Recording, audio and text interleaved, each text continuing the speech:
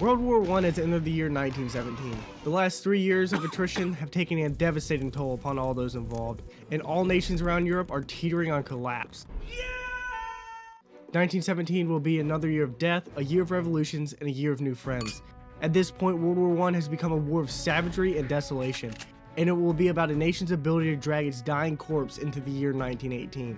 If this is your first video of mine you're watching, I advise you go watch my other videos to get caught up.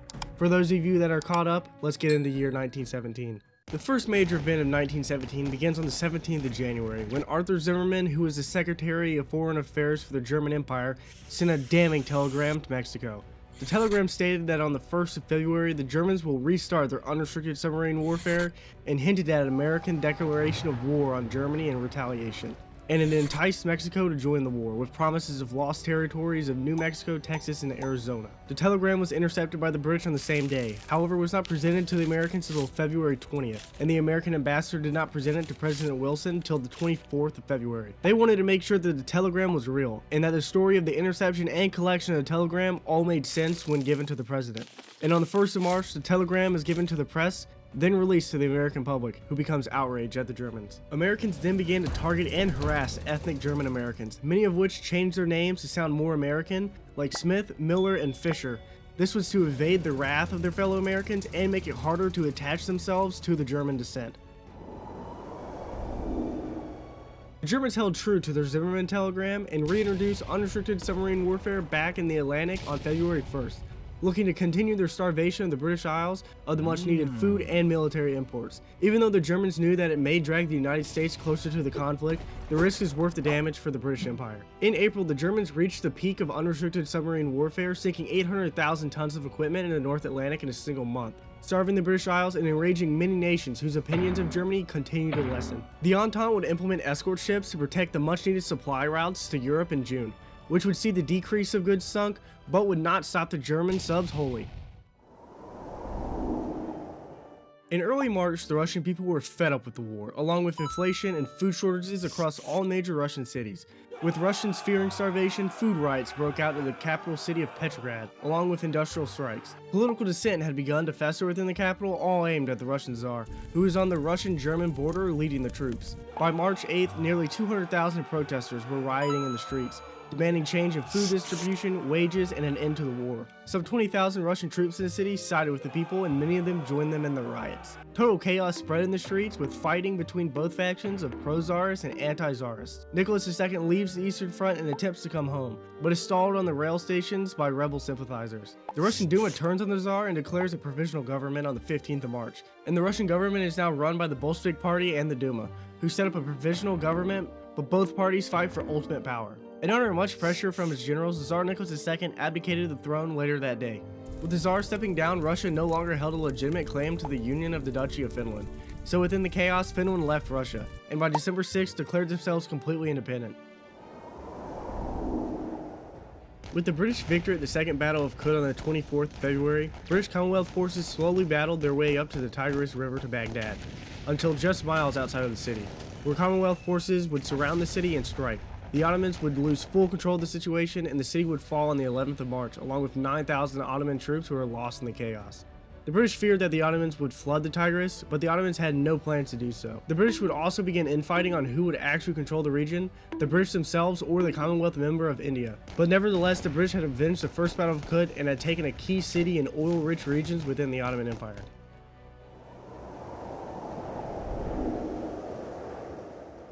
On the 2nd of April, President Woodrow Wilson demanded to Congress a declaration of war upon Germany in response to the unrestricted submarine warfare and the Zimmermann telegram some months before. A few days later, on April 6th, the United States House and Senate have officially voted on a declaration of war. The Senate voted 82-6 in favor and the House voted 373-50. With both the House and the Senate voting on a declaration of war, the United States has officially joined the Great War. Within the next few months, America would pass the Selective Service Act, the Espionage Act, and War Revenue Act. However, it would take months for America to begin the war industrialization it needed to win the war, and it will take until late June for the first American troops to even reach the Western Front.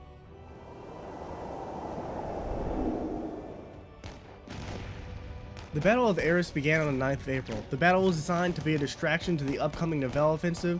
The plan was to bring German troops stationed near the planned French offensive to the British offensive to lighten up the German defenses for the French attack. The battle was led by joint British and Commonwealth forces. Most of the success came from the Canadian troops who took Vimy Ridge from the Germans and established a defensible position, so the German counterattack was not successful. The battle was an introduction of new tactics for lessons learned from the Battle of the Somme and Verdun a year ago. But the British had still failed to break through the German lines like hoped, but had still put up one of the best offensives in the West since 1916. However, the loss of life was still felt, with the Entente suffering 150,000 casualties and the Germans 120,000 casualties. British and German Air Force would meet head-on in the month of April during the British offensive at the Battle of Arras. With Germany's newly made Albatros D-3 fighter and key aces like the Red Baron mixed with the defensive-minded doctrine, the German airplane gained full aerial superiority in the west, causing the RAF to lose 245 aircraft, 211 airmen dead or missing, and 108 POWs. And during the month of April, the average lifespan of a British pilot on the Western Front was a little less than 2 weeks. During the entire month, Germany would only lose 60 planes. The Red Baron himself shot down 22 British aircraft, raising his total kills to 52 by the end of the month. However, even with this success, the British were still able to grab key information while flying over and taking pictures of German trenches. That allowed for more successful artillery bombardments and infantry attacks.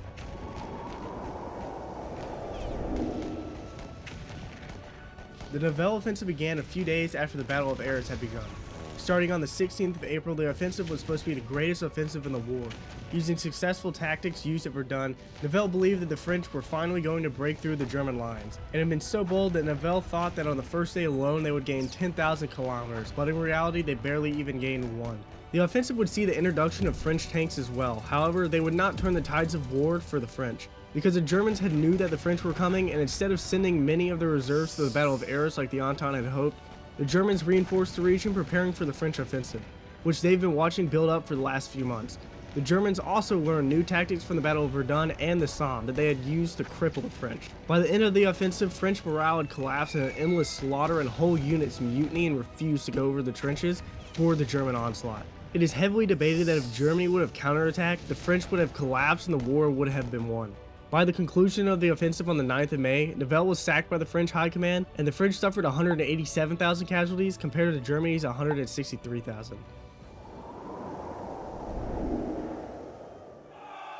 When Lenin had heard of the February revolutions, he had made plans with the Germans to escort him back to Russia so he can lead the Russian Bolsheviks. And to the Germans, he can grow more unrest within Russia, and the Germans jumped on the opportunity, setting up a rail network for Lenin to travel from Switzerland through Germany to Sweden, then to Finland. And finally, Lenin returned to Russia from self-imposed exile by April 16th, entering the Russian capital city of Petrograd. Lenin would deliver his April thesis to his fellow Bolsheviks, condemning political enemies and demanding peace with the Germans, and how he would fix the corrupt state, introduce land reforms, and push for a socialist government. Lenin attempted to test the new provisional government in what's called the July Days from the 16th to 20th of July, where he pushed the Bolshevik party to protest in large numbers and see how the new government would respond. 500,000 protesters took to the street, and not long into the demonstrations, rioting and looting had broken out for food and money. Chaos had taken the streets of Petrograd, and hundreds of people had been shot dead in the streets by police and local troops. Lenin, however, left the city conveniently when the fighting had broken out and had returned to bring peace. However, the provisional government labeled him as a German agent sent and funded by the Germans, which he was. And the Russian people in the new government were not having it and searched the city to arrest and possibly kill Lenin. So he and other Bolshevik sympathizers fled Petrograd in mid-July. However, Trotsky was not as lucky and was arrested by the new government. One more step and this weird thing gets it! Don't be rash. I plan on covering the whole of the Russian Civil War after my World War I 1918 video, because it's my favorite subject and I plan to go deeper into the People's Revolution. So if it's something you're looking forward to, make sure you like and subscribe and drop a comment below about World War I. It really helps the channel grow, and now let's get back to the video. On the 7th of June in the early morning, the largest non-nuclear explosion in human history was about to commence at the Battle of Messines, and one of the most badass quotes I've ever had the ability to read was given by Sir Charles Harrington, saying, "Gentlemen, I do not know whether we are going to make history tomorrow, but at any rate, we shall change geography." And change geography they did. The British had dug underneath the German trenches and had placed 19 bombs with about 445 tons of TNT, The largest of the mines weighed 41 tons. Within seconds, the British had sent a fireball across the German front line, with 17 of the 19 bombs exploding and illuminating the night sky. The explosion was so large and loud that it was said to have been heard from Dublin, and it had triggered multiple seismographs across Europe. Within seconds, an estimated 10,000 Germans had died, and the British had pushed forward and seized the local town and other key defensives in the region. The largest crater is roughly 80 meters wide and 15 meters deep, or for my fellow Americans, nearly an entire football field wide and nearly 50 one-gallon Coke bottles deep. Since the start of World War I, Greece has basically been in a little bit of a national schism and a little bit of a civil war, but without the war. King Constantine wanted to stay neutral in the war because of multiple reasons, one of which being his wife is a German princess, and the Prime Minister of Greece, Eleftherios Venizelos, wanted to join the war back in 1914 in defense of Serbia. However, the king refused and Greece stayed neutral, and in the next few years both sides have been fighting with one another. In 1916, the Prime Minister allowed Entente forces to land in the city of Salonika, hoping that they would go through Greece and get to Serbia. But Serbia collapsed when Bulgaria joined the war in 1916. So now the Entente and Central Powers were on the border of Greece, with Greece not being in the war. Bulgaria would slowly send forces into Greece and reclaim its lost territories from the Second Balkans War and look to kick out Entente forces out of Greece. The king had refused to act, and this, along with other political collapse of the royalists, the Prime Minister, with help of the military and British naval blockade, had forced the king to abdicate on the 11th of June.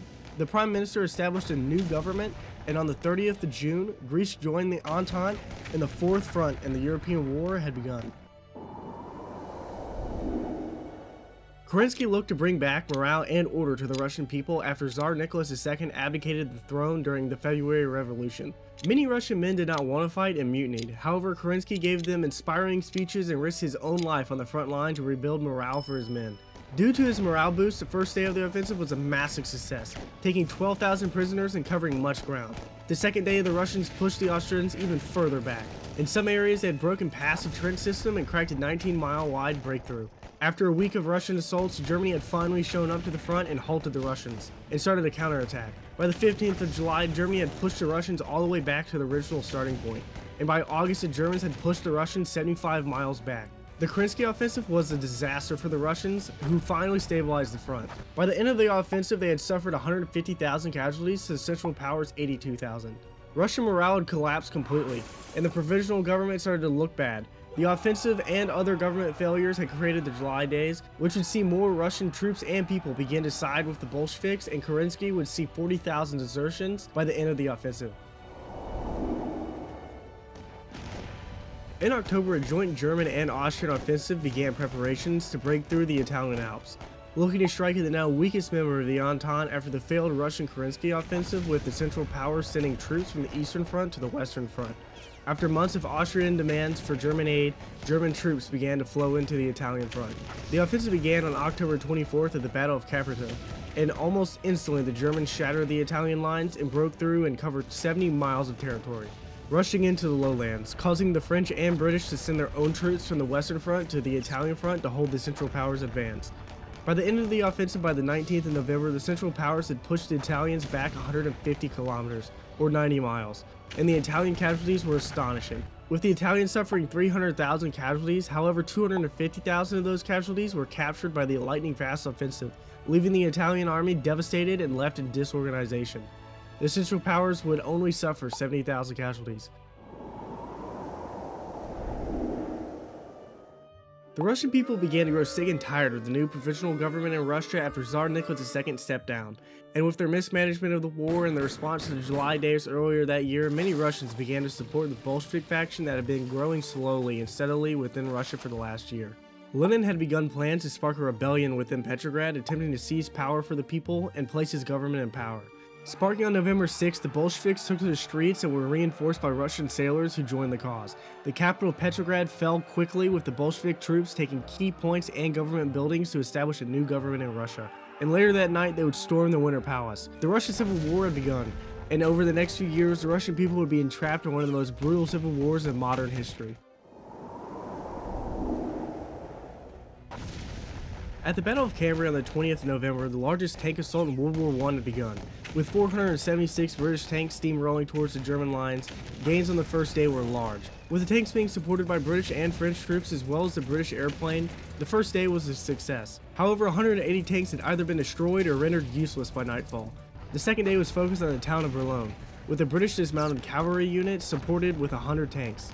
If the capture of the town was possible, it would open up the front even larger, making the breakthrough even more possible. However, the assault failed. Mixed with the German counterattack, the British were pushed back in some parts of the front even further back to when the assault started. The Battle of Cambrai showed British and German high command how tanks can be used in a large number to move the front. The Germans would attempt to reproduce this tactic in their offensives in 1918. By the end of the battle on the 7th of December, the Entente suffered 75,000 casualties and 150 tanks lost, as the Germans suffered 54,000 casualties after their counterattack had concluded. With Romania almost fully occupied by the Central Powers, they had come to the bargaining table, and on the 9th of December, Romania signs an armistice with the Central Powers, giving land to Bulgaria and their oil fields to the Central Powers. On December 15th, Russia reached an armistice with the Central Powers, looking to get the war-exhausted Russians out of the Great War, and focus on their political instability and now civil war. Negotiations began on December 22nd at the German-Russian border of Brest-Litovsk in modern-day Belarus. The negotiations were led by Leon Trotsky. However, neither side could come to a compromise, with the Germans wanting more from the Russians and knowing that they were not in any real ability to resist German demands. The Entente are now on the back foot with the Russians withdrawing from the war. However, with the American troops beginning to trickle into Europe, hope is still there for the Entente victory. For the Germans, they know they can't win a war of attrition, and they are looking for a decisive military victory to win the war. So we leave the year 1917 with the Germans planning the largest offensive of the war that will determine the outcome of the First World War. If you're still watching, make sure you like and subscribe. I have exams and midterms coming up, so the next video should be out within the next 3 to 5 weeks. Depending on how bad I want my grades to suffer, it could be out sooner. And if 1918 is out, what are you doing? Why are you still here? Go watch it. Okay,